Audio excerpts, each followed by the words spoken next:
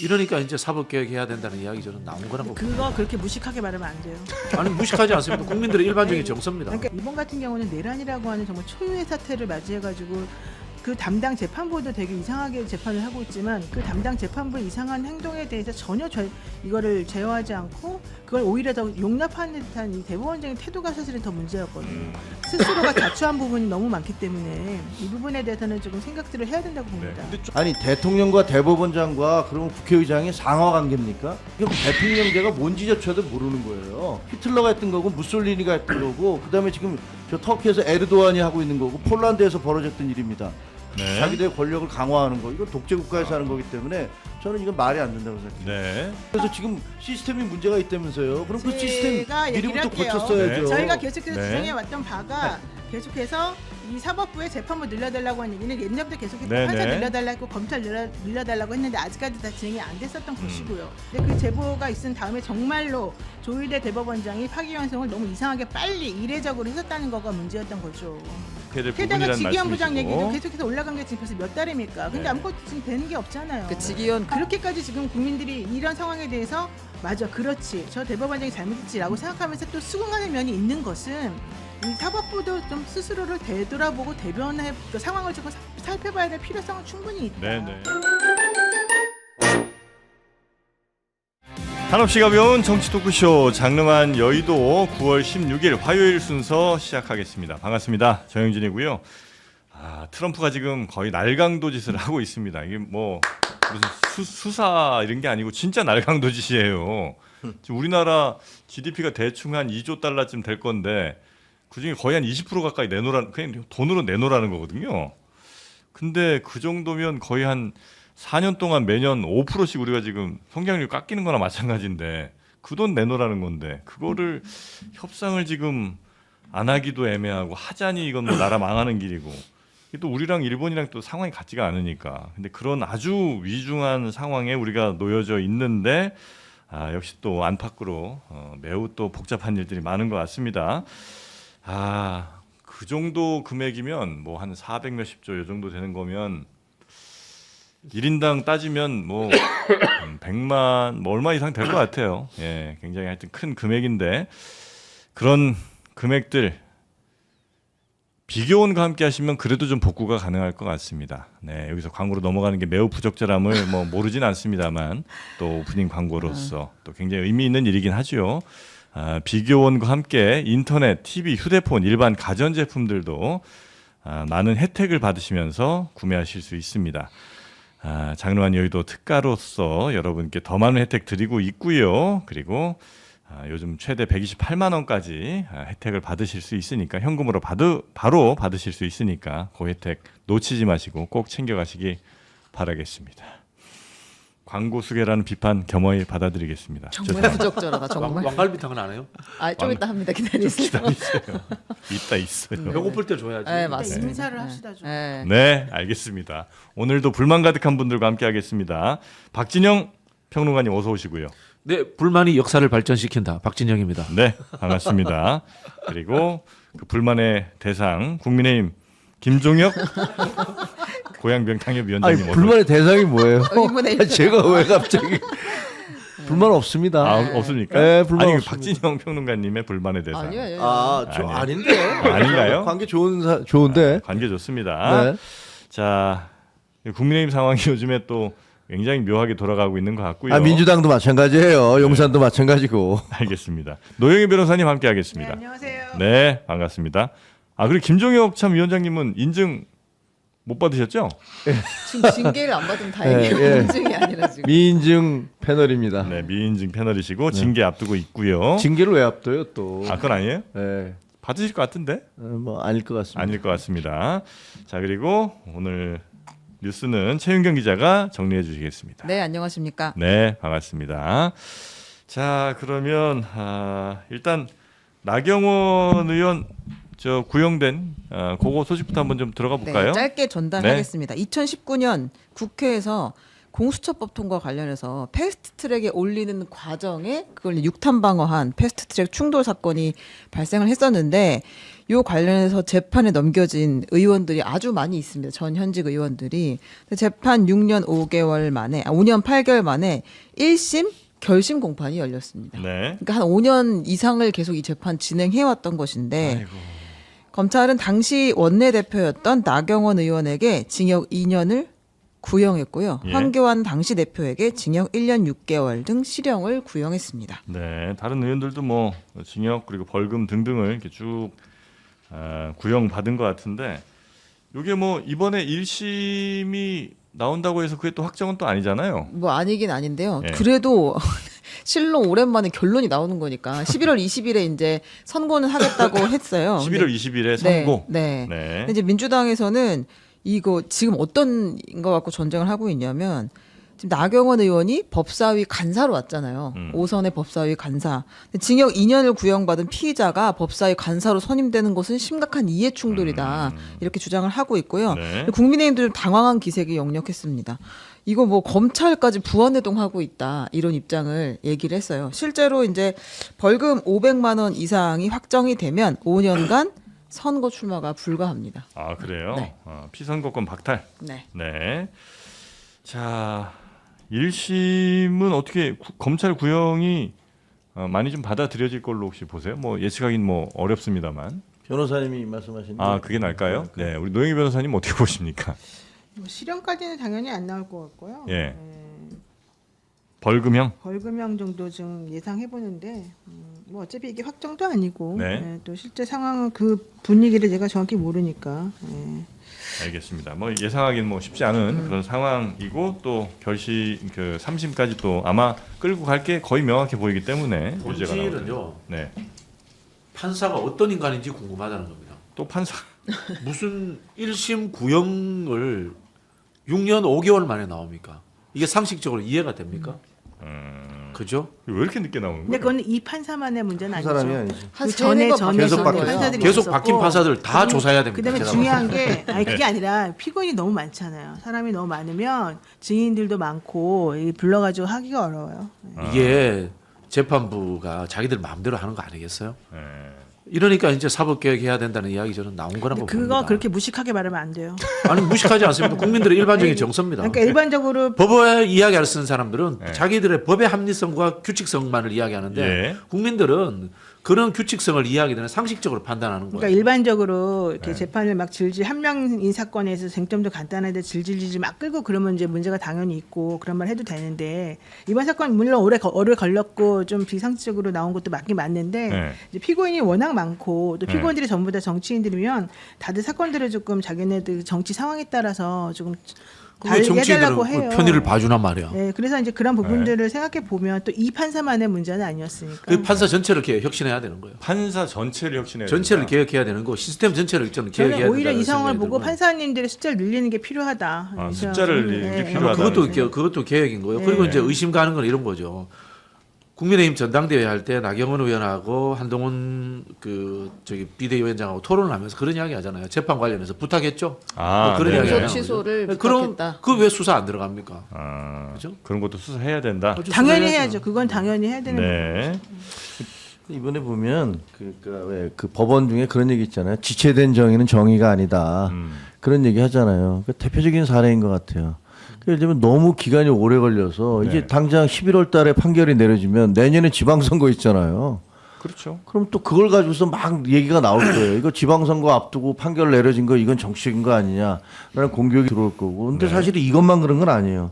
과거에 조국이라든가 윤명이라든가 그다음에 거의 국회의원들 실제로 기소가 됐는데 나중에 국회의원 선거 국회의원 임기 다 끝난 다음에 판결이 내려지고 뭐 이렇게 되잖아요. 네. 그러면 사실상 법이 무슨 의미가 있지? 라는 그런 생각들도 할 수 있어서 네. 이거는 사실은 어느 정권 하나를 가지고 얘기하기는 좀 어려워요. 왜냐하면 이번 재판 같은 경우도 문재인, 윤석열, 이재명 이 세 정권에 걸쳐 있으니까 누가 잘했다 못했다 하기는 어렵지만 아무튼 이거 좀 재판 부분에 대해서 네. 좀 더 신속히 해야겠다라는 그런 생각은 듭니다. 저는 사법부가 정권의 향배에 따라서 움직이는 것이 아니라 적당히 눈치 보면서 편히 봐줬다.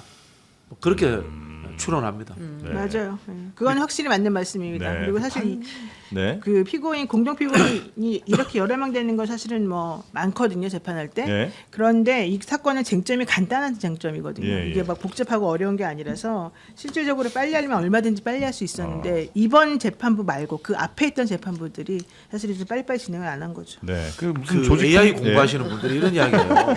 검사는 어쨌든 말씀이 심리의 많아요. 영역을 네. 다루니까 네. 당장 AI로 바꾸기 어렵지만 네. 네. 판사라고 법률 판결이라고 해서 늘 일정해야 되잖아요. 모든 네. 사람에게 동등해야 되잖아요. 차라리 AI가 낫지 않나 이런 뭐 얘기하는 얘기- 분들 많아요, 진짜. 있긴 하지만 뭐 그거는 이제 전례전례 하고 계시니까. 근데 예를 들어서 요 피의자들이 많다고 해도 뭐 예를 들면 조직폭력배든 아니면 무슨 사기 맞아요. 집단이든 이런 데들 뭐 수십 명씩 돼도 이렇게 오래 안 걸릴 거 아니에요. 이거 그렇죠. 국회에서 있었던 일이기 때문에 영상이 다 있어요. 맞아요. 증거도 지금도 나가고 매우 있습니다. 명확하고. 저희 방송에도. 네. 하여튼 너무 오래 걸린 것 같긴 하다는 생각이 역시 들긴 합니다. 자, 그리고 이제 본격적으로 네. 조희대 대법원장 네. 난립니다 지금. 뭐 탄핵 얘기도 나오고 있고요. 아 이게 어제 갑자기 이제 되게 집중적으로 그 발언이 나오기 시작했는데 조희대 대법원장 사퇴해라 네. 이렇게 민주당에서 이야기가 나왔어요. 그래서 같은 시간대에 대통령실의 강유정 대변인이 그 특별한 입장이 있는 건 아니지만 어쨌든 원칙적으로 공감한다라는 얘기까지 했는데요. 일단 그 여야 대표가 어떤 이야기 했는지 먼저 들어보겠습니다. 법원의 정치적 중립은 조희대 대법원장 본인 스스로 어긴 것 아닙니까? 지금이라도 사퇴하는 게 맞다고 저는 생각합니다. 대법원장이 그리도 대단합니까? 대통령 위에 있습니까? 가장 이해관계가 있는 사람은 이재명 대통령입니다. 그로 인한 최대의 수혜자는 이재명 대통령입니다. 대통령께서 직접 입장을 밝히면 될 일입니다. 네, 조희대 대법원장 사퇴 얘기가 지금 여당 내에서 계속 나오고 있고요. 서영교 의원인가가 아마 탄핵 얘기도 좀 탄핵 얘기도 꺼낸 것 같은데. 네, 근데 왜 사퇴 얘기가 나오는지는 그래도 좀 정리를 해야 될 것 같아요. 네. 왜 사퇴를 하라는 거야? 갑자기 오늘 이제 이런 의문이 있으실 텐데 이제 여당에서 어떻게 보고 있냐면 재판 독립, 법원의 정치적 중립을 조희대는 이미 어겼다라고 이야기를 하고 있어요. 사법 거래 의혹이 있다라고까지 이야기를 하거든요.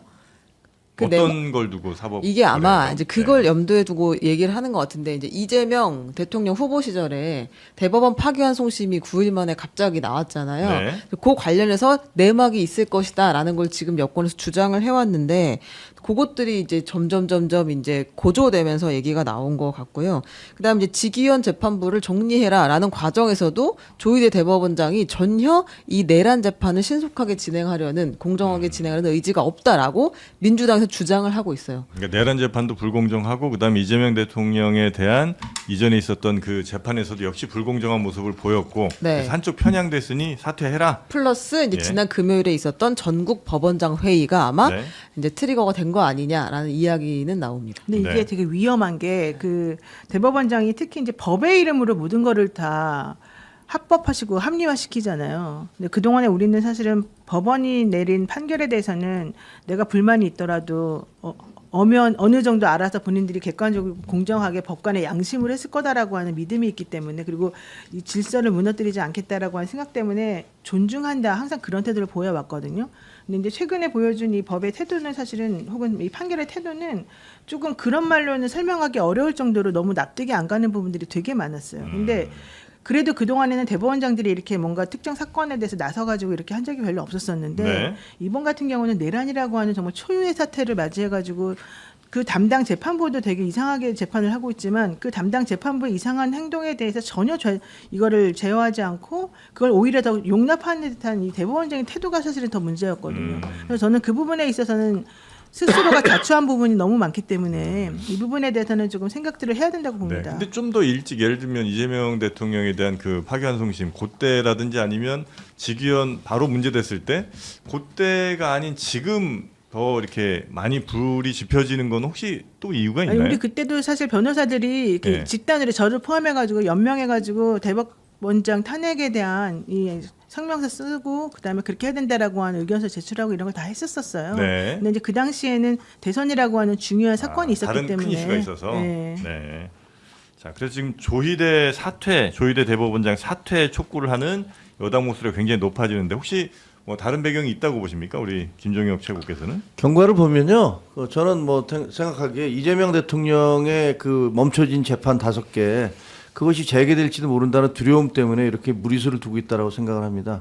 처음에 특별재판부를 만들겠다라고 네. 얘기를 해서 그걸 밀어붙이다가 그러니까 이제 법원장 회의를 열어서 거기에 대한 반발하면서 뭐라고 그랬냐면 법원 독립이 필요하다라고 얘기하니까 얼핏 보면 법원 독립? 그러니까 그러면 법원 독립에 따라서 지금 중단된 그런 재판도 다시 할 수 있다는 거야? 라는 어떤 두려움 같은 게 있지 않았나 그렇게 생각이 들어요. 그래서 전혀 그건 아니죠. 뭐 그걸 네. 뭐 어떻게 합니까? 그걸 제가 보기엔 그렇게 보는 거예요. 뭐 노 변호사는 그렇게 안 보실 수 있지만 저는 네. 그렇게 보는 거고 그게 아니면 지금 주장하고 있는 것은 이거는 독재 국가에서나 할 수 있는 얘기지 정상적인 민주 국가에서 할 수 없는 얘기예요. 대법원장 사퇴. 대법원장을 아니 지금 여당 대표라는 사람이 대법원장이 그리도 대단합니까? 어떻게 이런 말을 함부로 할 수 있습니까?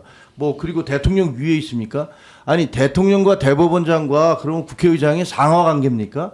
그거 아니거든요.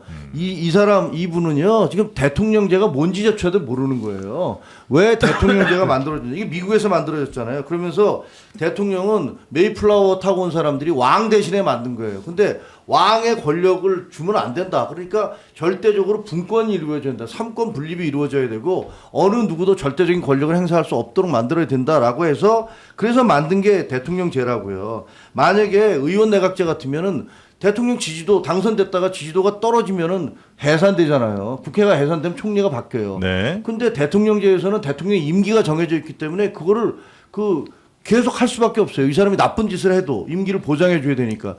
이걸 막기 위해서 3권 분립을 둔 거예요. 그래서 입법이나 사법이 대통령을 견제할 수 있도록. 그래서 지금 대통령제의 핵심은 대통령 권한의 제약이에요. 그게 3권 분립의 핵심이에요. 그런데 지금 보면 입법권과 행정권이 앞장서서 사법권까지 막 자기들이 좌지우지하겠다는 건데 이거는요.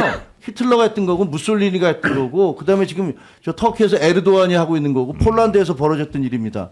그 행정부하고 입법부가 사법부를 판사들을 쫓아내거나 그다음에 무슨 특별 법원을 만들거나 이런 식으로 해서 네. 자기들의 권력을 강화하는 거. 이건 독재 국가에서 하는 거기 때문에 저는 이건 말이 안 된다고 생각해요. 네. 그 대통령이 영어로 프레지던트잖아요. 네. 프레지던트 위치 앞에 있다는 거예요. 원래 서열상 위에 있고 이런 식의 왕은 개념을 갖잖아요. 대통령 위에 있는 사람이 아니다. 평등하지만 반발 앞에 앉아 있는 사람이다. 회의 주재하기 위해서 이런 뜻이라 해서 동등하다는 이야기는 맞는 것 같고요. 다만 이거는 사실관계를 제가 확인을 해봤습니다. 네. 행정부는 전혀 관련이 없습니다. 대통령실은 관련이 대통령실은 없다는 전혀 말씀이신 관련이 거예요? 없고 강유정 대변인의 메시지도 기자의 질문에 얼떨결에 답을 하다가 나왔던 거고요. 원칙적 공감이라는 단어요. 원칙적 공감이라고 하는 것은 예. 대법원장의 사퇴를 이야기하는 것이 아니라 예. 사법부가 혁신하고 스스로 성찰해야 된다는 취지로서 이야기를 꺼냈다. 거기에 대해서 원칙적으로 공감한다는 그런 거다. 부분인 거고 네. 실제로 대통령실은 당에서 이런 메시지를 내는지 아예 몰랐다고 합니다. 자, 그래서 제가 봤을 때 이런 겁니다.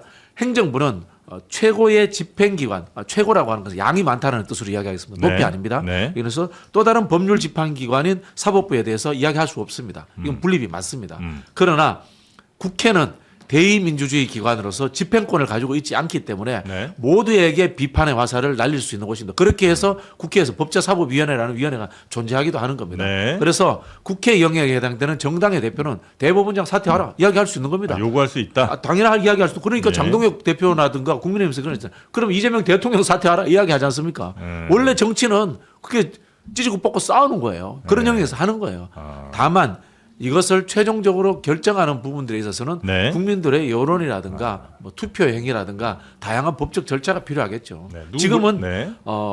일단 이렇게 보시면 됩니다. 우리가 아니 땡 굴뚝에 연기 나랴 뭐 조반유리 이런 표현을 씁니다만은 조희대 대법관이 의심가는 나쁜 행동을 했기 때문에 일단 정치적으로 공격을 해놓고 네. 시작을 하는 상황이다 이렇게 보시면 됩니다. 근데 문제가 만약 이제 이미 문제 많은 사람이라고 이제 판단이 되고 하면 뭐 직위원이 됐든 아니면 조희대가 됐든 국회가 가진 힘으로 탄핵시킬 수 있잖아요. 네네네. 예. 근데 거기까지는 아직 나가지 않고 있고 예. 그런 직접적 증거들이 나오지 않았고 예. 그냥 개연성이 있는 의심들만 나오지 않습니까? 네. 대법원장이 누구누구를 만났다라는 썰도 돌고 있고 윤석열과의 어떤 소통했을까라는 뭐 의심도 하고 있고 이런 부분들의 정황적 증거라도 한두 개 나온다면 그때는 이제 법률적 절차에 들어가겠죠. 지금은 이제 의심 단계이기 때문에 사퇴하라는 요구한 정도는 국회에서 특히 이제 정당의 대표가 얼마든지 할 수 있는 얘기다.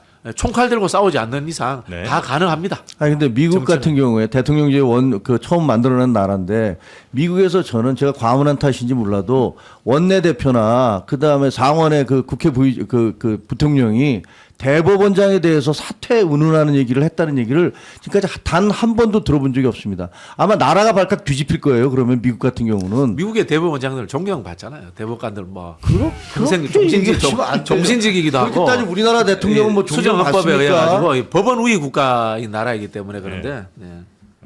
우리와 미국은 좀 다르다는 게 우리 아니, 박진영. 반대로 영국이나 프랑스 같은 데 그런 이야기 자주 합니다. 대법원장 뭐 어떻게 해라? 거기에는 뭐 물불 가리지 않습니다. 그 나라들은. 아 그래요? 왕 없애자 소리도 바로 면제해서 하는 나라들인데. 네. 근데 왕은 왜 아직도 있는 거예요, 영국? 왕이 좋겠지 뭐. 네, 여튼 지금 조희대 대법원장에 대해서 결국 이제 이렇게 되는 건 사법개혁이랑 다 연결이 좀 돼 있는 거죠. 사법개혁에 대해서 여당이 또 드라이브를 좀 거니까 여기에 대해서 또 사법부는 굉장히 또 반발을 좀 하는 것 같고요. 네, 이제 네. 그렇다고 봐야 될 것 같은데 그 어제 사실 하나의 논란이 더 있었고 오늘 그걸 대통령실이 진화하기 위해 매우 애쓰고 있는데 그것이 바로 원칙적 공감에 대한 이야기였어요. 네. 또 다른 쟁점으로 번지지 않기 위해 사실은 어제 불붙었던 건 아침에 이제 뭐 정청래 대표가 한 이야기도 있었지만 강유정 대통령실 대변인이 원칙적으로는 공감하고 있습니다라고 말하는 바람에 그럼 이거 대통령실과 당이 다 합을 맞추고 진짜 일제히 공격을 하는 것인가 이런 이제 의심들을 낳았던 거고 기사가 막 양산됐는데 네. 저희가 이제 들어오기 전에 이게 그러니까 수정이 제대로 안 돼가지고 전달을 못 드렸는데 요건 한번 들어보겠습니다. 어제 강유정 어떤 일이 대변인. 있었는지. 네네. 네. 아직 저희가 특별한 입장이 있는 것은 아니지만 시대적인 국민적인 요구가 있다라면 임명된 권한으로서는 좀 돌이켜봐야 될 필요가 있지 않나라는 점에서는 아주 원칙적으로 공감하고 있습니다. 아직 저희가 특별한 입장이 있는 것은 아니다가 질문에 대한 답이 1차적으로 끝난 겁니다. 상권 분립과 선출된 권력에 대한 존중감 여기에 대한 원칙적 공감이라고 표현을 한 거지 이 사안에 대해서 원칙적 공감한다는 건 오독이고 오보라는 걸 다시 한번 말씀드립니다. 뭐 대법원장 사퇴에 대해서 원칙적으로 공감한다는 건 오보인 것 같고 그러니까 선출된 권력에 대한 존중, 삼권 분립에 대한 원칙적 공감이라고 이야기한 것이다. 이렇게 이제 해명을 한 걸로 했고 보이네요. 오늘 아침에 이제 우상호 정무수석이 또 이야기를 했습니다. 네. 우리는 대법원장 거취에 대해 논의한 적 없고 논의할 계획도 없다. 그 대통령실은 여기서 빼달라는 이야기를 다시 한번 했어요. 당연히 그래야죠. 논의해서도 대통령실이 안 여기에 되는 지금 거예요. 들어가서 뭐 이렇게 싸움판에 들어갈 일도 없고 그렇게 하면 안 됩니다. 네. 하여튼 이건 여당과 뭐 저 대통령이 서로 같은 뜻으로 움직이는 건 전혀 아닌 상황이고 여당의 단독 주장이다. 이렇게 정리를 하면 되겠군요. 네. 네. 저는 믿을 수 없어요. 저는 믿을 수 없고. 네. 저를 좀 믿어 주십시오. 그러니까 강유정 강유정 대변인이 대변인. 처음에 뭐 그렇게 얘기했다가 나중에 장황한 설명을 했잖아요. 그런데도 기자들이 그거 말이 안 돼. 설명 자체가 말이 안 된다 그러니까 그다음 뭐라고 하냐 이거는 오독이고 오독이고 오보다. 오보다. 네. 이런 식으로 공격을 하고 나섰어요. 네. 거기에 대해서 비판을 하니까 그 자기가 원칙적으로 공감한다라는 얘기를 갖다 삭제를 한 다음에 자료를 배포를 했다가 삭제한 것에 대해서 기자들이 하신 말씀을 삭제하면 어떡하냐 그랬더니 다시 또 원본으로 만들어서 돌렸어요. 그러니까 이게 뭔지는 모르겠지만 대통령실의 대변인이 어떻게 저렇게 무책임하게 왔다 갔다 하는 얘기를 그리고 어찌 보면 삼권 분립 자체에 대해서 그 엄청난 공격이 될 수 있는 그 근간을 흔들 수 있는 발언을 대변인이 저렇게 한다? 저는 이해가 잘 되지 않아요. 그리고 오독 오보라는 표현에 대해서는 제가 사과드리겠습니다. 아니 그걸 왜 내가 사과를 해요? 뭔데요? 아니 청와대 무슨 수석 대변인 아니시잖아요. 아저씨가 갑자기 왜 사과해요? 수석 대변인 시켜달라 이거 아니에요? 네.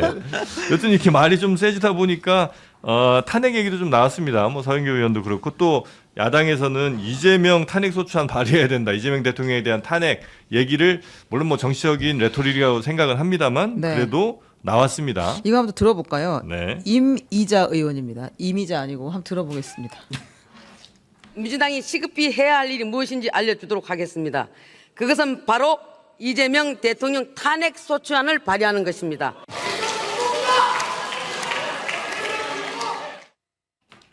네, 뭐 대선 불복 뭐 이런 얘기까지 나오기도 하고요. 한동훈 전 대표도 뭐 탄핵이란 단어를 또 꺼냈죠. 네, 대통령이 이건 이제 서로 막 불이 붙으면서 야당도 같이 참전한 모양새가 됐는데 대통령이 자기 범죄 재판 막기 위해서 대법원장 쫓아내는 건 중대한 헌법 위반이고 탄핵 사유다 이렇게 페이스북에 올렸습니다. 네.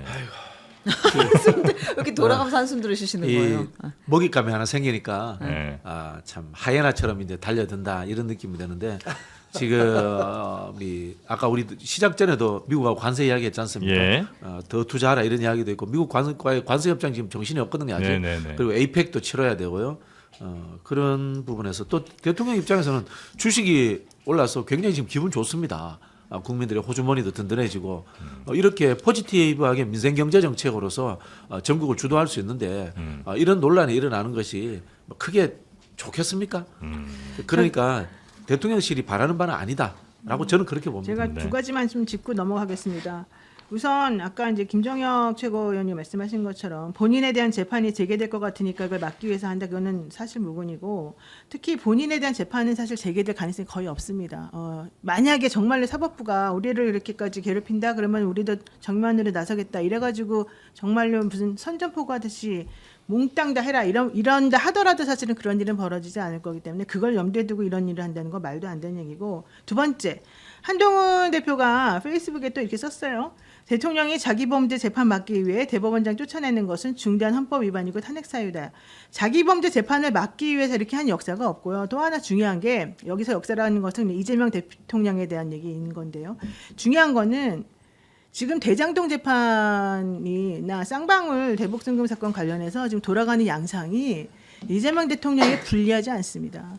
지금 제가 뭐 남우 변호사도 뭐 알고 또 김만배 씨도 알고 또 그 당시에 정말로 검찰 측에서 증언을 서가지고 사건을 막 뒤집어 놓았던 여러 가지 사건 상황들을 정확히 알고 있는데 이 쌍방울 사건도 마찬가지고 지금 전체적으로 그 당시에 증인으로 나와서 검찰 측 주장을 대변해 주는 듯이 말했던 그 증인들이 전부 다 사실은 다 다른 말을 또 이제 하고 있어요. 네. 그래서 현실적으로 이번에 전 오히려 그래서 차라리 정말로 대통령이 여기 껴가지고 재판해도 되겠다 이 생각까지 할 정도로 만약에 그런다 하더라도 실제는 대통령하고 무관하다는 쪽으로 결론이 나올 가능성이 매우 높습니다. 이런 상황인데 대통령이 범죄를 저질렀다는 것에 대한 객관적인 입증도 하나도 없는 상태에서 특히 지난번에 윤석열 당시에는 이 검찰 개혁을 만들어내게 된 단초가 바로 윤석열식 정치 검찰들이 막 자기네 마음대로 사람을 괴롭히고 죽이기 위해서 끝까지 괴롭혔던 이 상황 때문에 지금 여기까지 온 건데 그게 바로 자기 범죄가 전혀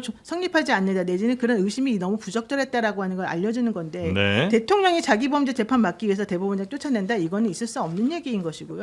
전체적으로 그냥 객관적으로 사법부의 수장인 대법원장에 대한 언급을 하는 것은 부적절하다. 이거는 저는 받아들일 수 있는 동의할 수 얘기예요. 있지만. 왜냐하면 입법부가 이제 너무 네. 과하게 나갈 수 있으니까. 하지만 그렇게까지 지금 국민들이 이런 상황에 대해서 맞아, 그렇지, 저 대법원장이 잘못했지라고 생각하면서 또 수긍하는 면이 있는 것은 이 사법부도 좀 스스로를 되돌아보고 그 상황을 조금 살펴봐야 될 필요성은 충분히 있다. 네네. 이 부분에 대해서는 좀 분리해서 생각을 했으면 좋겠다. 다른 재판은 몰라도 그 파기환송돼서 유죄 취지로 내려보낸 거 네. 그거는 좀 위험하진 않나요? 그러니까 지금 대법원에서 확정 판결이 내려져서 고법에 지금 내려가 있는데 그거는 결정 내려지면 헌법 84조에 따르면 뭐라고 되어 있냐면요. 대통령은 탄핵 또는 판결에 의해서 물러난다고 되어 있습니다. 그러면 대통령이 판결에 의해서 이게 유죄가 확정되면 물러나는 거예요. 그러니까 그게 왜 두렵지 않습니까? 다른 재판들의 문제가 아니잖아요, 지금. 대법원에서 가장 나온 중요한 건 그거잖아요. 네. 대법원에서 나온 파기환송은 판결 확정된 게 아닙니다. 판결 네. 확정이라고 하는 것은 대법원에서 끝이 나야지 판결 확정인 것이고요. 예. 파기환송은 돌려보내서 다시 판단하라는 거기 때문에 예. 판결 확정이 아닙니다. 첫 번째. 유죄 두 번째, 취지로 파기환송했잖아요. 그러니까 유죄 취지로 판결 확정했다 그러면 이제 하더라도 고법에서 다시 고법에서 다퉈야 판결을 돼. 하는 거고 그건 판결 확정이 아니라고요. 법리적으로. 그리고 이제 법적으로. 어쨌든, 두 번째 잠깐만 기다려 보세요. 두 번째, 네. 지금 그 고등법원에서 실질적으로 이 사건에 대한 재판을 중단한다고 얘기를 했어요. 예. 그리고 그와 관련해 가지고는 앞으로 어떤 특별한 계기가 있거나 뭐가 있지 않는 이상은 다시 되지 않아요. 왜? 대통령이 이 자리에서 물러날 때까지는. 네, 그렇죠. 네, 네, 그러니까 네. 그거 지금 현재 문제되는 게 하나도 없어요. 근데 괜히 있지도 않은 상황을 가지고서 마치 문제가 있다는 듯이 얘기하면서 그걸 막기 위해서 대통령이 뭘 했다? 지금 분명히 말하잖아요. 대통령은 여기에 아무 상관이 없다. 당에서 얘기한 것뿐이다. 그리고 당에서 그렇게 말하게 된 계기는, 이유는, 원인은 전부 다 사법부가 우리 국민들에게 사법 불신의 모습을 보여줬기 때문이다. 그 근거들은 무엇이냐? 뭐 물론 확실히 확인을 해봐야 되겠습니다만 서영교 의원이 틀었던 그 녹취도 있고 수많은 여러 가지 정보들이나 종합적인 판단을 해보았을 때 위험하거나 이상한 행동을 취하는 것처럼 보이는 그런 의심의 단초들이 많이 나오기 때문이다. 특히 지기현 재판부 같은 경우 지금 보여주는 형태를 보면 네. 상식적으로 매우 납득이 가지 않는 거예요. 아까 좀 전에 우리 앵커도 대법원장이 지난번에 파기환송 시킨 그건 좀 이상하지 않았냐? 그런 예의가 한 번도 없었어요. 그건 있을 수 없는 일이고. 그렇기 때문에 사람들이 전부 다 사법부 더 이상 못 믿겠다라는 얘기까지 나온 거예요. 게다가 이번에 민주당에서 5대 사법개혁 얘기하는데 그 민주당이 말한 5대 사법개혁이 뭐가 잘못됐습니까?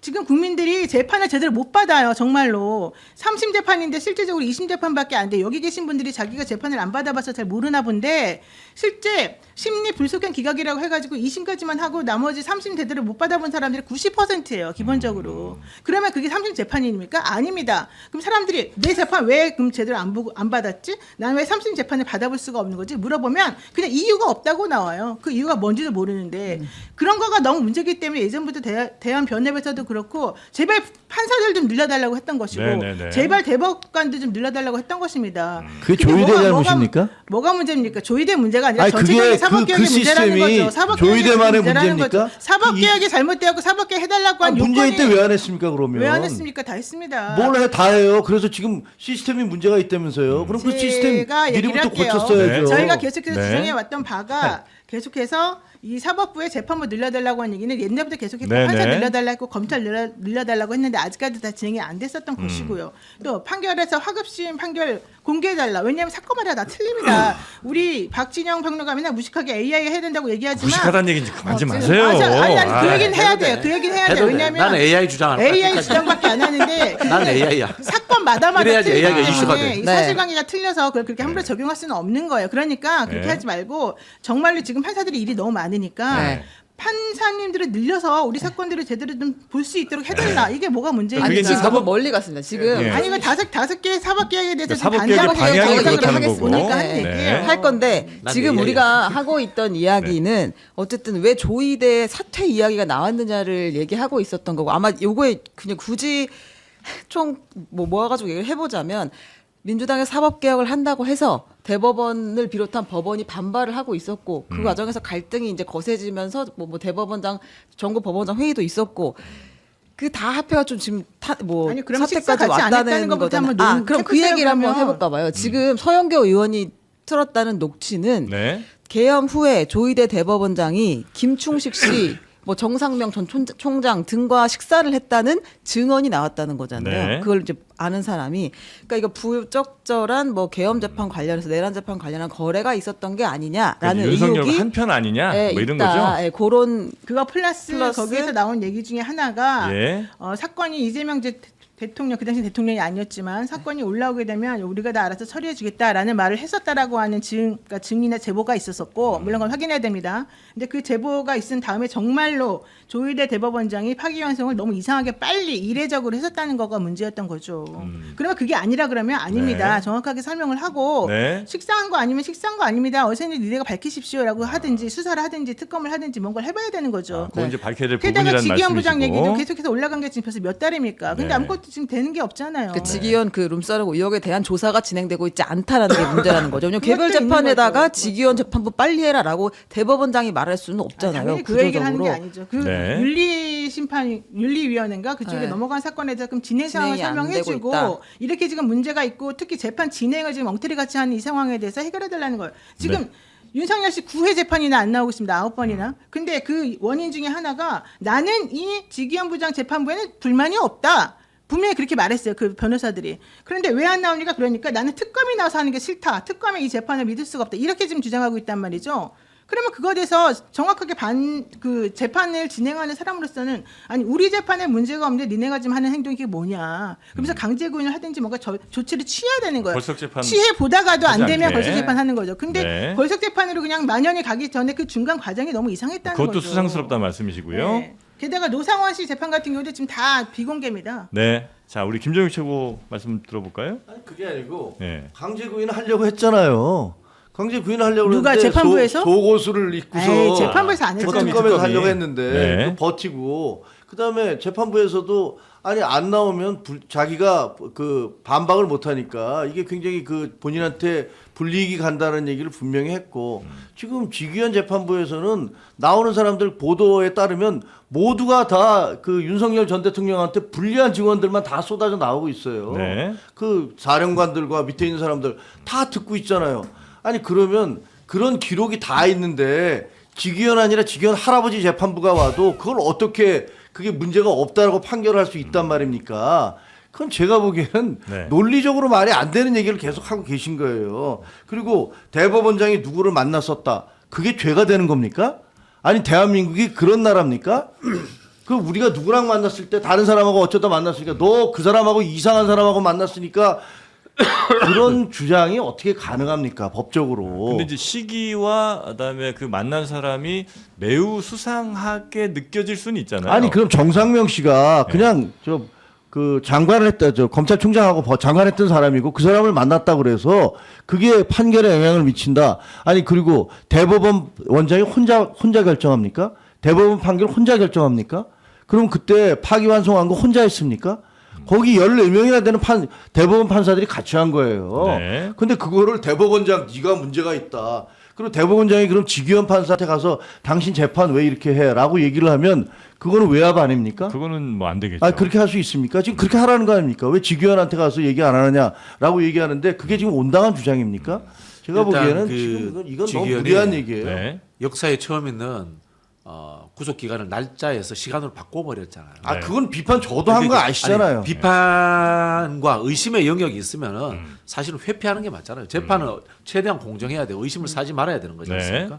그런 거고요. 마찬가지입니다. 대법원장의 정상명 총장과 김모 씨 등을 만났다라는 이야기도 거기에서 나왔던 이야기 중에 하나가 물론 사실관계 확인해 봐야 됩니다만은 올라오기만 하면 우리가 알아서 할게. 라는 이야기가 지금 나오고 있단 말이에요. 그리고 그 사실관계를 의심이 있기 때문에 확인되기 전까지는 믿을 수 없는 거예요. 이게 근데 현실. 그걸 가지고서 대법원장 사퇴하라고 합니까? 아니 그뿐만은 아니죠. 실제로 왜 그럼 갑자기 이제까지 파기환송심을 대법원에서 그렇게 일주일 만에 잡아서 했던가라는 부분도 있는 거고요. 그리고 이번에 법관 회의를 개최해가지고 사법개혁안에 반대한다는 입장을 냈지 않습니까? 네. 실제로 문재인 정부에서 왜 그럼 사법개혁 안 했느냐라고 이야기하는데 문재인 정부가 사법개혁하는 거 아닙니다. 제가 다시 말씀드리지만 사법개혁은 국회에서 해야 되는 거예요. 우리가 자꾸 착각하는데 대통령 그거 하면은 상권 분립 위반입니다. 문재인 정부 그 당시에 때 문재인 정부 때 다수당이셨잖아요. 다수당이 못했는데요. 다수당이 그때도 했잖아요, 사법부가 그때. 똑같은 논리를 이야기합니다. 자신들의 의견을 들어야 된다. 자신들의 의견이 우선적으로 관철돼야 된다라는 네. 이야기를 하면서 사법개혁을 방해했던 거예요. 그 와중에 재판 거래 의혹도 나왔던 거고요. 그 와중에 검찰총장은 사법부 뒷조사도 했고요. 그 검찰총장이 누군지 우리가 다 알지 않습니까? 그러니까 그런 어쨌든 개혁 대상들은 대체로 어떤 계약을 밖에서 개혁을 시도하게 되면 반발하는 건 우리가 충분히 예상 가능한 일이긴 하잖아요. 당연하죠. 예, 그 예상 가능- 쉽게 말하면 이거 아닙니까? 고양이한테 생선가게 맡겨놔봐야 개혁 안 됩니다. 국회 윤리위원회 있으면 뭐합니까? 국회의원들끼리 앉아가지고 전부 다 자기들 보호하는 역할을 하고 있는 거 아닙니까? 국회 윤리위에 외부인들이 들어와야 되는 거 아닙니까? 네. 사법개혁도 마찬가지입니다. 국민의 대표 기관인 대의기관인 네. 국회에서밖에 할 수 없는 겁니다. 네, 이거. 그러니까 그 김정육 최고의 저 반대는 그 전에도 다수당이었고 국회에서 얼마든지 할 수 있었는데 왜 안 하고 지금 다시 이렇게 하려고 하느냐 뭐 이 정도 얘기신 것 강한 같습니다. 저항이 있었고요. 네. 그 당시에 야당인 상황에서 또는 뭐 여당일지라도 국회의원들도 사법부 눈치 본 거죠. 아, 아니 그거는 이제 뭐 진짜 서로 눈치 보는 원죄론이니까 거죠. 예, 크게 지금 얘기하기는 어려운 것 같은데 그 다 내란 기득권이에요. 조금- 알고 보면. 조금 더 좁혀서 그 내란 전담 재판부 진짜 이건 어떻게 될 와, 것인가 이것도 곧 진짜 설치할 큰 것 같은 이슈입니다. 느낌인데요 네. 지금. 여기 이제 자, 뭐 위헌 우리가 논란이- 오해하는 것 중에 예. 하나가 내란 재판부 그러니까 뭘 재판 건물을 하나 새로 짓고 이런 거 아니에요. 그죠? 그리고 새로운 사람 오는 거 아니지 않습니까? 현직 판사들 중에 네. 기존에 하던 추천 방식과 다른 방식을 하자라는 제안을 하는 거 아닙니까? 전담 팀 하나 만들자는 그거기 때문에 네. 이거 저는 얼마든지 가능하다고 봅니다. 또 추천 방식에 대해서는 네. 다양한 의견들이 나와서 절충이 근데 가능하다고 그게 봅니다. 이제 예를 들어서 사법부에서 자체적으로 판단해서 예를 들면 대법원장이든 아니면 뭐 어느 회의에서든 판단해서 내란 전담 재판부를 우리 좀 만들자 이래야 되겠다라고 하는 건 아마 별 위헌 논란이 그거는 없는 것 같은데 문제가 되는 게 네. 사법부를 못 믿기 때문에 전담 재판부를 하자고 하는데 사법부의 의견이 전적으로 관철되는 건 맞지 않고요. 네. 그래서 제가 제안하잖아요. 비토권이 굉장히 보장되는 제도를 통해서 누구나 다 반대하지 않는 사람들로만 재판부를 구성하는 선별 방식을 찾아보자. 지금 내란 전담 재판부 네. 한다 그러니까 위헌이라고 하는 이유 중에 하나가 네. 그 특별한 사안에 대한 재판부를 어떻게 따로 만들자는 얘기를 하느냐. 예를 그리고 들면 국회에서 가정법원이나 입법부에서 가정법원이나 뭐 이렇게 좀 전체적으로 사건이 많아가지고 더 이 특별하게 이쪽에서 집중해서 해야 된다고 생각해서 만들자 그러면 그건 이해가 가는데 네. 어떻게 한 가지 특별한 사안에 대해서 그 재판부를 만들자고 하느냐 이게 이제 위헌적이다 이런 재판부 주장이에요. 구성에 대해서 입법부가 또 들어갈 수 있느냐도 아마 논란인 것 같습니다. 그래서 지금 사법부 재판이나 판사님들 전부 다 그걸 반대하고 있는 뭐 반대는 아니지만 이렇게 우려하고 있는 부분들인데 네. 이게 생각을 해보면 우리가 내란이라고 하는 걸 옛날에 전두환 때 이후는 겪어본 적이 없잖아요. 이 헌법이 만들어진 다음에.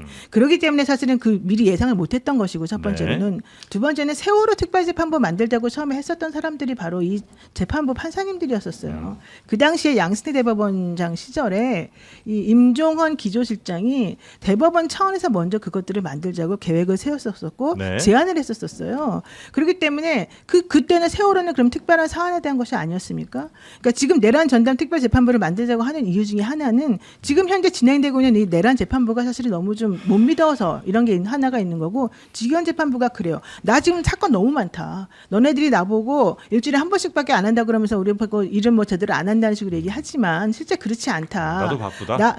우리 재판부에 지금 들어와 있는 내란 사건이 벌써 3개나 된다. 네. 이거 매일매일 지금 열심히 하고 있다. 그 얘기를 지금 하고 있거든요. 네. 그러면 그렇게 힘들게 할 것 같으면 차라리 그냥 그것만 전담을 해서 하는 이거는 여기에는 뭐 여야 얘기가 꼭 들어가고 야의 얘기가 들어가는 게 아니라 지금 추천권 관련해서 전부 다 공평하게 하자는 게 나왔고 대법원장이 임명하는 걸로 되어 있거든요. 네. 그러다 보니까 아마 이 내용에 대해서 사람들이 전부 다 헷갈리고 조금 오해가 있을 수 있어서 그런 것 같은데 네. 이 부분에 대해서는 만약에 국민들이 수긍 못하고 지금 김정일 최고같이 합리적인 보수도 그거에 대해서 반발한다면 그 부분에 대해서 설득하는 작업이 필요하고 구체적인 내용이 무엇인지 알려주는 거는 맞는 말이고요. 또 대법원장에 대해서 함부로 막 사퇴하라 말라 하는 건 옳지 않죠. 누가 대법원장을 함부로 사퇴하라 말라 합니까? 그건 당연히 맞는 비판이고 그런데 이제 그렇게까지 나오게 된 배경이나 원인이 무엇인지 살펴보자는 얘기입니다. 네, 알겠습니다. 근데 저는 그 법원의 그 신뢰를 많이 잃었다 이런 얘기 하시잖아요. 맞습니다. 저도 뭐 법원이 판결이 뭐 검찰은 뭐 더 말할 것도 없고 문제가 있다고 생각해요. 그 국회는 안 그렇습니까? 국회 지금 예를 들어서 국민들한테 국회와 법원 중에서 누가 더 신뢰합니까? 라고 얘기하면 국회를 더 신뢰할 것 같습니까? 그리고 국회에 대해서도 국회의원들 말이죠. 얼마나 이기적입니까? 인원 줄이자는 얘기 계속 하잖아요. 우리 인원 왜 이렇게 많습니까? 특혜 없애자, 인원 줄이자. 의원들이 인원 줄입니까? 저는 그리고 늘리자고 주장하는데요. 아니 그러니까 늘릴 수도 있고 줄일 수도 있어요. 국회의원이 아니니까 본인은. 근데 조선거구제가 문제가 있다. 네. 중대선거구로 가자라고 얘기할 때 그거 바꿉니까? 절대 안 바뀌죠. 절대 안 바뀝니다. 네. 제가 그 정치 와서 보니까 대한민국의 최고 최악의 이익 집단이 국회예요. 근데 그런 집단에서 뭐 누구에 대해서 뭐 사법부를 의심한다 얘기하는데 맞습니다. 뭐 언론도 의심받을 수 있고 사법부도 의심받을 수 있고 그러니까 체계 밸런스가 있는 거예요. 네. 국회는 무소불위의 집단 아니에요. 국회도 문제가 많은 집단이라는 걸 말씀드리고 네. 특별재판부가 왜 문제되냐면 이게 전담재판부라고 이름을 바꿨어요. 처음에 특별재판부라고 네네. 하다가 왜 특별재판부 위원이니까 바꿨는데 바꾼 다음에 전담이라는 게 전담 뭐 가사재판 전담도 있고 영장 전담도 있고 쭉 있어요. 전담. 이거는요. 그와 유사한 사건들이 계속 있는데 뭔가 전문성이 필요해서 그걸 전담재판부로 엮어놓은 거예요. 네. 근데 지금 얘기하는 전담재판부는 이번 사건에 대해서만 하는 거 아닙니까? 이건 특별재판부예요. 그냥 요것만 가지고 하는 거예요. 우리 내란이 뭐 앞으로 계속 벌어집니까? 앞으로 비상계엄 수시로 일어납니까? 그래서 그 재판부가 필요합니까? 그게 아니고 특별재판부를 만드는 거잖아요. 이 재판부 만들면 다음에 또 쓸 수 있습니까? 없습니다. 다음에 또 내란, 다음에 또 비상계엄 날 때까지 기다렸다 합니까? 일회성으로 특별히 아니, 그거는 만들어진 이 거죠. 한시적인 거예요, 한시적인 특별한 거. 재판부인 것이고 네. 이걸 만들게 된 이유가 한덕수 총리에 대한 영장이 기각된 다음부터 나오기 시작한 거 아닙니까? 그리고 나서 거기다가 이제 그 기각되고 나니까 지기현 판사까지 묶어갖고 지기현도 믿을 수 없고 한덕수 그 기각 신겨 보니까 얘네 믿을 수 없어 법원. 그러면 특별재판부든 전담재판부든 만들어서 거기서는 영장 신청하면 특검이 영장 신청하면 뭐든지 다 받아들여 준다. 그게 법원입니까? 아니 그거는 이제 그건 가정이 말이 안 되는 거죠. 이 김종혁 최고위원께서 이 특별재판부냐 전담재판부냐 그 말장난 아니냐라고 이야기를 하시는 것 같은데 그런 부분이 있어도 있는 것 같아요. 네네네네. 있는 것 같아요. 다만 이제 원론적으로 들어가 볼게요. 박근혜 대통령이 세월호 사건 끝나고 해경 없애버렸어요. 그럼 바다 누가 지킵니까? 국회가 기득권이고 비판받아야 됩니다. 그러나 국회는 입법이라는 권한을 가지고 사법부라든가 행정부를 견제하고 거기에 대해서 감나라 배내라 하고 비판 견제하라고 있는 조직이에요. 네. 그렇기 때문에 이 부분에 대해서 사법개혁 요구를 하고 특판 요구를 할 수 있는 겁니다. 자, 또 예를 들어 볼게요. 그러면 사법부의 인사권에 개입하면 안 된다고 하는데 그럼 국회에서 대법관 추천 왜 합니까? 그럼 국회에서 헌법재판관 추천 왜 합니까? 다 하고 있는 거예요. 원래 국회 그 역할을 하고 만들어 놓은 게 국회예요. 감나라 배나라 네. 추천도 하고 그런 부분에서 특판이 만들어지더라도 저는 국회에서 추천할 수 있다고 보고 다만 거기에서 개별 사건에 대한 판사들도 할 수 있다고 봅니다. 원래 국회는 그런 거예요. 우리 헌법이라는 것은 네. 판사가 재판한다고 되어 있지 판사의 인사권의 모든 문제에 대해서 규정하고 있지는 않습니다. 그런 부분이 있기 때문에 법률로서 할 수 있는 거고요. 다만 거기에서 제가 이야기를 하지 않습니까? 무리한 요구가 올 수 있으니까 거기에 대한 비토권을 사법부에 줄 수도 있고 네. 다양한 방법을 찾을 수 있는 겁니다. 자, 여기에서 제가 정치권 비판 한번 할 거예요. 민주당도 마찬가지고요. 국민의힘도 마찬가지고 지금 쌍팔년식 지금 뻥축구하고 있는 거예요. 빌드업 과정이라든가 왜 지금 특별재판부가 이루어져야 되는지 노영희 변호사처럼 섬세하게 설명하고 이런 거 없이 특별재판부 찬성할래 말래 이렇게 돼버리니까 또 갈등이 생기는 거예요. 지금 이거 과정과 그다음에 임명 방식 그리고 거기에 대해서 거부권을 어떻게 행사할 것인가 균형 그런 것들을 가지고 토론하면요 저는 해결될 거라고 봐요. 전담재판부 만들면 그 판사들은 믿을 수는 있어요? 믿어야죠. 그 믿을 사람들은? 수 있는 과정을 제가 만들잖아요. 제 나름의 방식에 제안하잖아요. 광범위한 비토권을 줘가지고 사법부도 비토놓을 수 있고 야당도 비토놓을 수 있고 여당도 비토놓을 수 있는 그런 사람들로 구성하는 방식을 찾아보자고 이야기하잖아요. 구성되기 힘들습니다. 어쨌든 간에. 그러니까 어쨌든 간에. 지금 이 사건이 뭐가 문제냐면 예컨대 하나의 형사 사건 재판부가 사건을 처리하는 게 엄청 많아요. A 사건도 처리하고 B 사건도 처리하고 C 사건도 처리하고 막 처리를 하다가 내란이라는 이제 특별한 게 이제 발생을 했어요. 그러면 그 모든 것들을 일단 중단하고 그건 이제 중단한다는 거는 다른 판사들이 맡는다는 얘기겠죠. 그리고 내란과 관련된 재판에 집중할 수 있게끔 그 재판부가 구성이 되어가지고 내란에 대한 사건에 집중해서 하고 그리고 난 다음에 끝나면 다시 원상 복귀를 하면 되는 거예요. 맞습니다. 이분들이 계속 내란 재판 일어날 때까지 기다렸다가 평상시 놀다가 이게 전혀 아니에요. 그러니까 집중 좀 해라. 네, 집중해달라는 얘기예요. 뭐 다른 네. 게 아니고. 근데 이제 지금 사실은 대답해야 될 것들이 아주 많습니다. 쟁점을 우리가 지금 많이 피해갔는데 아니 제 예를 이야기가 들면 이런 겁니다. 고위공직자의 첫 번째 덕목이 선차성이에요. 어떤 일이 중요한가 경중을 판단해야 돼. 일이 많이 올라가기 때문에. 네. 근데 지기현 판사가 자법 내가 재판하는데 바빠가지고 지금 내란 재판 제대로 못하겠다. 대법원 재판 못하게 이러면 고위공직자로서 자질 자체가 없는 사람들이에요. 수준이. 아니 근데 예를 들면 이런 거예요. 하고 있는 재판에 전담 재판부를 다시 만들어 가지고 하는 것이 맞느냐에 이미 대한 진행 질문도 중인 진행 중인 재판인데. 재판인데 이걸 끌어서 다른 재판부 주겠다는 거잖아요. 그 체계적으로는 그렇고 바빠서 제대로 못하겠다잖아요. 그다음에- 지기현이. 그렇게 얘기할 리가 없어요. 근데 네. 이제 추천권을 네. 그 외부에서 가지고 간다는 건 사실상 재판부를 우리가 구성하겠다는 이야기인데 앞으로 우리가 계속 이걸 용인할 것이냐 그러면 그 비슷한 일들이 이제 네, 있을 계속 때마다 할 것이냐. 그다음에 네. 전담 재판부가 다른 사건에도 지금 나오자 수 있다는 거 아니에요. 예를 들면 국정농단 전담 재판부도 만들겠다. 최혜병 전담 재판부도 만들어야 한다고 주장이 나오니까 그러면 이건 이제 상시적 상황이 그건 되는 개인 건데. 주장이에요. 그거는 이제 그 전현 의원님 주장이고 네. 첫 번째 우리 기자님 말한 거의 첫 번째 얘기는 서울시장 출마를 상식적이지가 않은 앞두고 있는 게 분의 개인 이게 주장입니다. 현재 지금 예를 들면 판사들이요 한 사건 아까 내가 말했잖아요 그 예를 들면 그냥 쉽게 말해서 그 빠루 재판이라고 불리는 그 재판도 왜 6년 동안 끌었겠어요.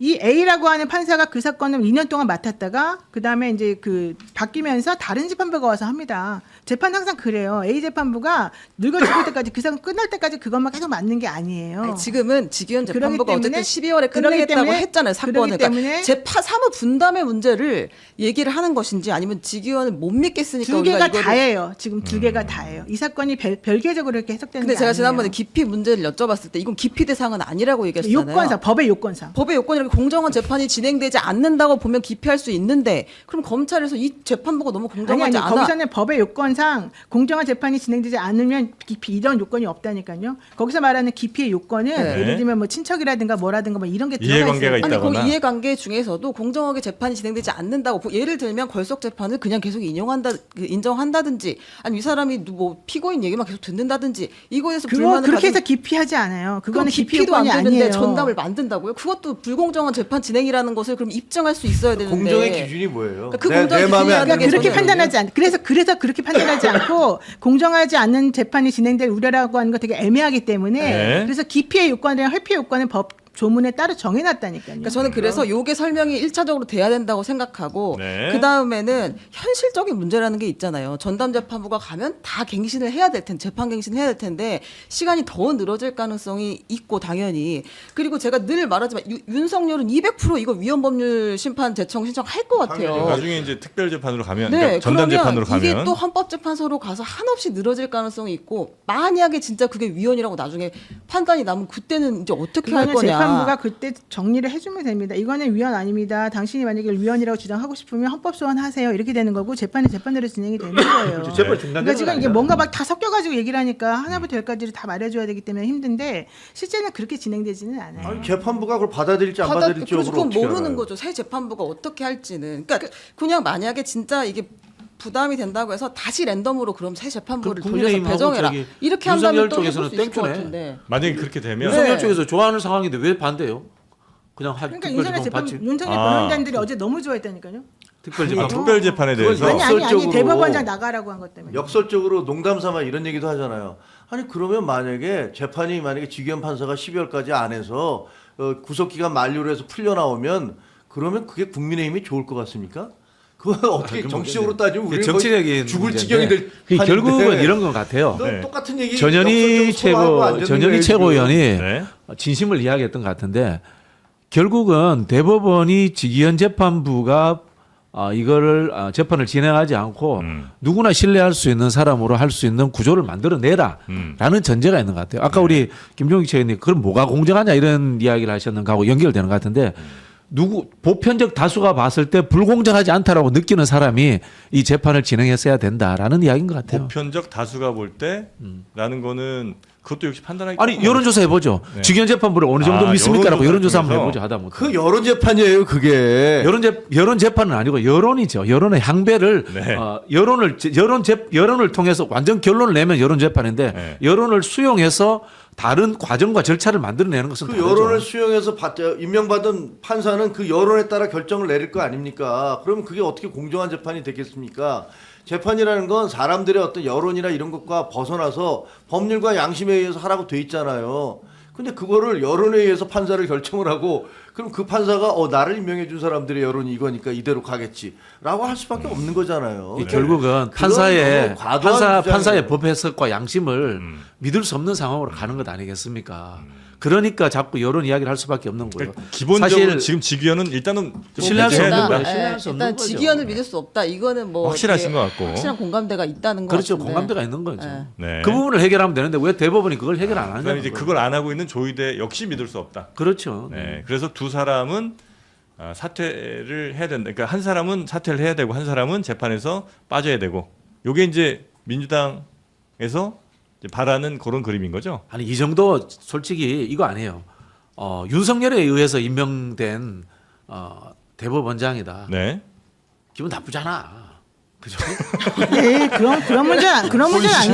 그런 문제는 아니지 뭔 소리야. 김명수에 의해서 그러니까 그 문재인 대통령에 의해서 임명된 김명수는 뭡니까? 그 김명수는 추천을 대법원장- 안철수하고 박지원했어요. 그때 타당했어요. 아이 그런 식으로 말하지 마라. 지금 문제를 자꾸 이상하게 아이고. 만들어서 나가잖아. 그렇게 되면은 그동안에 말했던 논리가 다 이상하게 되잖아. 대법원장 다 그냥 그건 대통령이 옳지 않지. 원하는 사람 임명해. 그래. 그 임명하지 않아요. 네, 하신 그 말씀이시죠. 내란 세력에 농담이지. 의해서 알겠습니다. 임명되어서 의심이 가는 사람들 이 정도 되면은 네. 사퇴해 주는 것이 본인의 뭐니까 상도이 아니냐 이런 거예요. 쉽게 사법부 말하면. 신뢰를 위해서도 그렇게 하는 게 그렇죠. 맞다는 전체 말씀이신 조직을 것 같고. 위해서 네. 보통 검찰총장 임기 보장되잖아요. 정권 바뀌면 대충 다 사표 내잖아요. 그런 거 아니겠습니까? 네. 근데 대법원장이 정권 밖에서 사표 내거나 이런 거는 없죠. 김덕주 대법원장 때 있었어요. 제가 그때 대검 출입 기자였기 때문에 내용을 아는데 1993년도 93년이요? 네, YS 이제 등장하고 나서 네. 그때는 어떤 분위기였냐면 이제 그 이전에 군사 정권이었기 때문에 YS가 이제 최초의 문민 정부가 들어섰다고 그랬잖아요. 그래서 상당히 과거에 이제 군사 정권 때 문제 있던 사람들이 약간 이제 그 공격받는 그런 분위기였어요. 그래서 이 김덕주 대법원장도 뭐 TK 출신으로 대법원장 했는데 그때 이제 공직자 재산 공개 막 하고 그러니까 재산 공개상에 이제 이거 뭐 축제한 거 아니냐 뭐 이런 얘기에 비난이 막 쏟아지고 그래서 이제 사퇴를 하게 됐죠. 30년 전 얘기군요. 딱 30년 됐죠. 그 네. 93년이니까 32년 전 네, 얘기인데 네, 네. 그 이후에 어떤 경우도 군사 정권 시절을 제외하고선 대법원장을 뭐 그 권력에 의해서 뭐 왔다 갔다 하는 경우는 네. 우리나라뿐만 아니라 다른 나라에도 사례가 없고요. 그런 일이 벌어지면 아마 당장에 우리나라의 국가의 인권 지수라든가 그 민주화 지수가 국제 지수에서 왕창 떨어지게 될 겁니다. 여기서 핵심은 핵심은 대법원장 사퇴하라 뭐 사퇴할 것 당연히 아니고 네. 사퇴하라 이 말의 핵심은 네. 지금 사법부가 하는 것들을 못 믿게끔 만드는 이 사법 불신에 대해서 어떻게 근본적인 해결책을 좀 마련해 달라. 네, 강한 압박 이렇게 얘기입니다. 보면 되나요? 자, 제가 아까 했던 말은 주워 담을게요. 네. 예를 들면 이런 겁니다. 그 강유정 대변인이 오독과 뭐라고 했죠? 오보라고 했죠. 네. 그렇게 이야기하시면 안 돼요. 본인이 말 잘못 해석하도록 이야기한 거예요. 사과부터 해야 되는 거예요, 사실은. 대법원장도 마찬가지예요. 왜 사법부가 지금 불신받고 있느냐, 의심받고 있느냐에 대해서 본인이 성찰하고 거기에 대해서 사과하고 스스로 사법 개혁안을 내놔야 돼요. 근데 그러지 않고 오히려 지키겠다고 이야기하는 네. 거예요. 그렇기 때문에 더 큰 문제가 되고 이게 전선이 만들어져 버린 거예요. 스스로 이 상황을 자초하고 있는 거예요. 사법개혁 이야기가 나왔으니까 조금만 더 가보면 그 민주당이 사법개혁 하겠다고 한 것에 대해서 법원 행정처에서 답변이 왔습니다. 아주 재미있는 답변이 왔는데요. 그러니까 그래 대법관 수 30명으로 늘리려면 1조 5천억 원이 필요해 이렇게 답변을 했다고 합니다. 30명 네, 왜냐하면 예산도 아니고 그냥 건물 짓는데. 그렇죠. 왜냐면 서초동의 땅이 얼마나 비싸겠어. 그 사람들 들어갈 만한 공간을 사야 되고 땅을 사야 되고 거기 건물을 지어야 되고 대법관 한 명당 74평 정도는 원래 배정되게 돼 있으니까 네. 그런 거 저런 거 다 따지면 1조 5천억 정도 들어라고 이제 답변서를 보냈다고 아유, 용산 합니다. 대통령실 만든 그 돈으로 하면 되겠네. 한- 그 대통령실 왜 명당 만들어가지고 참. 74평이 근데 원래 이 정해진 거예요? 그러니까 지금 현재 있는 사이즈가 그렇게 크다는 거예요. 그만큼 현재 특권과 대법관들이. 기득권을 근데 누려왔다는 보통은 뜻이에요. 이제 그걸 크기를 줄여야죠 내부적으로. 아니 연예인들 저 빌라도 아니고 한 명이 무슨 74평을 그리고 이제 밑에 그 재판 연구관들도 있고 그러니까. 아까 그 우리 김종혁 그 대표 최고가 이런 이야기했잖아요. 네. 국회는 그러면은 기득권 아니고 특권적 아니냐 이야기했잖아요. 맞습니다. 근데 이 세 부가 다른 점이 있어요. 나머지 두 부는 숨어 있어요. 안 보여요, 잘. 아 국회는 좀 드러나 있고. 국회는 완벽하게 드러나 있죠. 네. 완벽하게 드러나 있죠. 숨을 곳이 없어요. 네. 그리고 국회는 선거라는 절차를 통해 가지고 심판하고 바꿀 수 있어요. 근데 이 행정부의 고위 관료들이라든가 특히 이제 이 사법부의 고위 관료들 같은 경우에는 바꿀 기회가 없어요. 시험 한번 치고 나면 이게 공정합니까? 우리 그 농담 비슷하게 이래합니다. 미국에서는 변호사가 라이센스고 한국에서 오면은 저 특권 직업이다고. 지금은 아닙니다만은 그 중에서 판사나 검사들은 한 번 시험 쳐가지고 평생을 저렇게 보이지 않는 곳에서 174평을 요구하면서 74평, 74평입니까? 네. 그렇게 네. 살아가는 구조 이거 깨야 되지 않겠습니까? 근데 그들이 특권 의식이 좀 있어 있어요. 보이는 네. 사례는 정말 많더라고. 예전에 있죠. 뭐 이렇게 재판할 때도 보면 왜냐면 늘 누군가의 아주 중요한 인생 자체를 결정할 수 있는 위치에 늘 있잖아요. 그러니까 그게 굉장히 심적 부담이 큰 일이기도 하겠습니다만 또 어떤 이들에게는 와 내가 이 인간들과 같은 인간이라는 생각이 안 들 것 같아요. 재판 받아보셨어요? 저는 안 받았습니다. 30살 간 넘은 네. 인생을 얼마나 경험 있게 살았는지 법규에서는 저보다 잘하는지 모르겠습니다만은 그런 사람이 모든 것들을 2분 3분 만에 다 결정해 버려요. 2분 3분 만에 결정해 그러니까 버려요. 뭐- 이게 아니, 과연 아이, 네, 또 그렇게 그렇게까지 쉽지 얘기하지 않아요. 말라고 그렇게 그거 아니라고. 아니, 저도 기자 생활을 오래 했기 때문에 네. 과거에 이제 새파란 검사들이 영감님 소리를 들을 때부터 네. 뭐 그냥 되면은 다 50, 60 된 분들이 다 이제 영감님 그렇게 불러줬으니까요. 판사들도 마찬가지시고요. 그리고 그때 당시에 뭐 아주 극소수였잖아요. 그 인원이 검사도 그렇고 판사도 그렇고 그러니까 우리 사회에게 뭐 굉장히 특권 계급이고 뭐 거기 일단 그 고시에 합격하고 나면 무슨 뭐 그 열쇠가 3개 아파트와 자동차와 뭐 어쩌고 저쩌고 해가지고 진짜 옛날 얘기예요. 야, 이런 얘기가 들릴 시절부터 살아왔어요. 네. 근데 그런 것들이 많이 깨지면서 우리가 발전해 왔던 거예요. 그건 국회의원들도 마찬가지고 우리 사회 네. 모든 부분에서 다 민주화가 이루어지고 있고 직장에서도 그런 일들이 이루어지고 있는 거예요. 근데 그런 전체 과정을 쭉 살펴보면서 가야 되는데 저는 어떤 집단도 다른 어떤 집단을 악마화하고 그게 언론이 됐든 그게 의사가 됐든 혹은 그게 검사나 판사나 국회의원이 됐든 다른 집단들을 악마처럼 공격하면서 자기들의 정당성을 그 입증받으려고 하는 건 옳지 않다라고 생각해요. 그 특히 정치권이 그런 일 많이 하는데 그런 거 하면 안 됩니다. 악망은 안 하고 이제 비판은 해야 되는데 이런 거예요. 민주주의라는 게 나누고 숫자를 늘리는 거잖아요. 네. 국회의원 숫자 줄이면 특권화되고 더 기득권화돼요. 그리고 국회의원 숫자 늘려야 돼요. 똑같이 마찬가지입니다. 재판부도 늘려야 되고요. 그렇게 해야지만이 그렇게 이제 특권을 내려놓을 수 특권이 있다. 내려놓고 기득권이 네. 줄어드는 거예요. 네. 하여튼 우리나라 재판 굉장히 오래 걸린다는 얘기들도 좀 예, 있어서. 그건 맞죠. 근데 진짜 다른 좀- 나라보다 훨씬 빨라요. 그래요. 아. 다른 나라보다 긴 게 아니에요. 우리나라의 그 사람들의 심리적 속도에 비하면 재판은 매우 늦고 오래 걸리긴 하죠.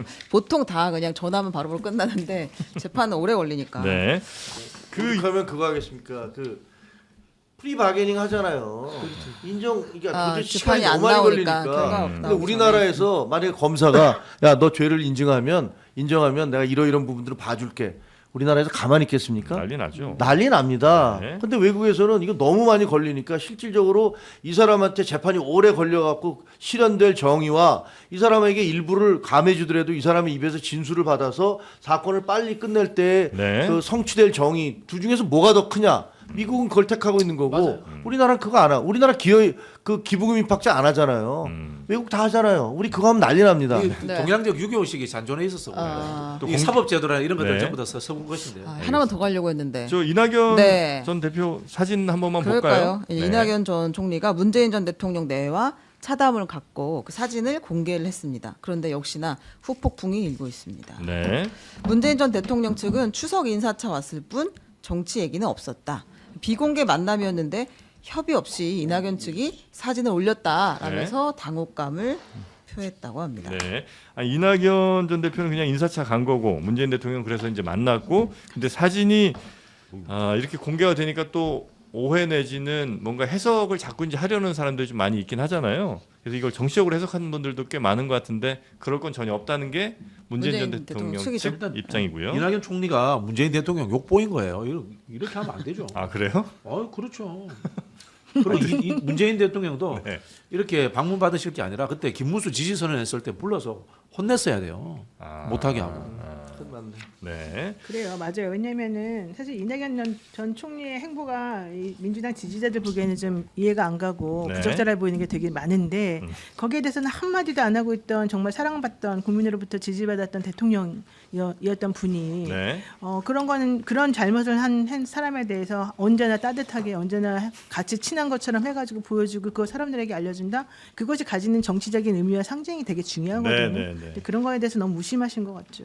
그래서 이제 비판도 좀 추미애 의원이라든지 아니면 고민정 의원 등이 네. 이낙연 전 대표에 대해서 굉장히 비판하는 것 같고 심지어 문재인 전 대통령한테도 이럴 때 매를 좀 들어야 된다. 네. 네, 이런 얘기를 하기도 했죠. 매를 들어야 할 때 드는 게 어른의 도리다라고 지금 문재인 전 대통령에게 추미애 의원이 이야기를 했습니다. 네. 근데 이 사진 자체가 너무 누가 봐도 찍히는 걸 알고 찍은 사진이잖아요. 그렇죠. 몰카는 그리고 아니니까. 배포용 사진이에요, 이 느낌은. 네. 근데 이제 이걸 왜 가서 올렸느냐라고 얘기하는 것도 네. 참 민망한 상황이죠. 맞습니다. 누가 봐도 찍힐 거 뻔히 알고 올릴 거 뻔히 알고 아니, 그래서 구도를 잡고 찍은 그래서 건데요. 간 거잖아요, 솔직히 네. 말하면. 네. 그런데 그걸 몰랐다는 데 얘기하니까 좀 비겁해 보이는 거죠. 네. 아니 당장 정치하실 것도 아닌데 왜 저렇게 이 유교 사상이 잔존해가지고 추석 앞두고 인사를 간 네. 거죠. 하여튼 그 매를 들어야 할 때 드는 게 사진 잡으시면 매를 들어야 될 때 드는 게 어른의 도리이듯이 숟가락을 들어야 될 때 또 드는 것이 우리의 도리가 아닌가 싶습니다. 네, 지금 이제 숟가락을 들고 계신 우리 네 분의 또 오늘 참여자분들 어떠신지 한번 맛을 살짝 한번 좀 여쭤보면 어떨까 싶은데요. 여기 삼구갈비 이 맛있어요. 갈비탕이 네. 되게 싸거든요. 근데 맛은 정말 비싼 집하고 똑같아요. 어허. 너무 만들기도 쉽고 네. 한번 드셔보시면 정말 좋겠어요. 그래서 삼구갈비 고기 듬뿍 왕갈비탕입니다. 1.2kg 갈비탕이 들어 있고요. 요게 11,900원. 킬로그램당 10,000원이네 딱 보니까. 예, 1.2kg에 11,900원이니까. 네, 요즘 가면 요즘 저 식당 가셔도 갈비탕이 보통 한 2만 원, 뭐 18,000원 이런 정도 다 하잖아요. 특자 시키면 또 훨씬 더 비싸지고. 근데 요거는 푸짐한 부채살 그리고 깔끔하고 진한 양지 육수로 잡내 없이 맑게 우려낸 한 팩에 1.2kg 2인 이상 거뜬 나오는 2인분 이상 거뜬히 나오는 그런 양이고요. 왕갈비대가 2대 들어 있습니다. 이 3도 여기서 들어가 있는 건가요? 그렇죠. 약간 좀 한약, 아니에요? 예, 한약 느낌 좀 있죠. 냄새가 약간 인삼 냄새가 나는데. 그렇습니다. 네, 그래서 요거는 진짜 3인가 봐요. 프리미엄 갈비탕. 요게 이제 추가로 집에서 뭐 파나 당면 같은 거 넣으시면 더 맛있게 즐기실 수가 있고요. 음식점, 프랜차이즈 등에 납품하는 도매가로 이번에 준비를 했다고 합니다. 그래서 유명한 뭐 어지간한 갈비탕집 가면 다 요거 나와요. 이거 나오는데 그냥 이거 한 반쯤 해놓고 뭐 18,000원, 2만 원 받는 겁니다. 네, 요 집에서 거의 뭐 반 가격 이상으로 저렴하게 드실 수 있는 거고요. 삼구갈비, 고기 듬뿍 왕갈비탕 지금 영상 아래 링크에서 구매하시면 되겠습니다. 계속 뭐 드시느라고 말씀을 잘 진짜 못하시니까 해장 좀 완료예요. 외롭네요. 너무 맛있습니다. 네. 네. 자, 우리 맛에 굉장히 예민한 우리 최은경 기자님 마지막 말 한 말씀만 듣고 근데 넘어가겠습니다. 이제 이 고기는 진짜 압력솥에 오래 끓인 것 같이 야들야들해요. 그러니까 씹으실 때 전혀 부담이 없습니다. 우리 갈비탕 갈비 뜯느라고 우리 고생 많이 하잖아요. 네. 그렇지 않고 진짜 잘 씹히는 부드러운 고기. 근데 중요한 건 투덜이 박진영이 아무 말도 안 하고 먹는다는 거는 그것만으로도 매우 훌륭한 맛이다. 이거 할수 있습니다. 탄수화물이 살짝 이렇게 맛있죠? 풀어져 나오니까. 아유. 이게 몇 팩이에요? 그러니까 5개 2팩이에요? 팩을 네. 두 개로 두 팩을 갖고 다섯 나눈 팩을 거예요. 네. 이게 현장에서 구매 안 되나 지금? 네, 고맙습니다.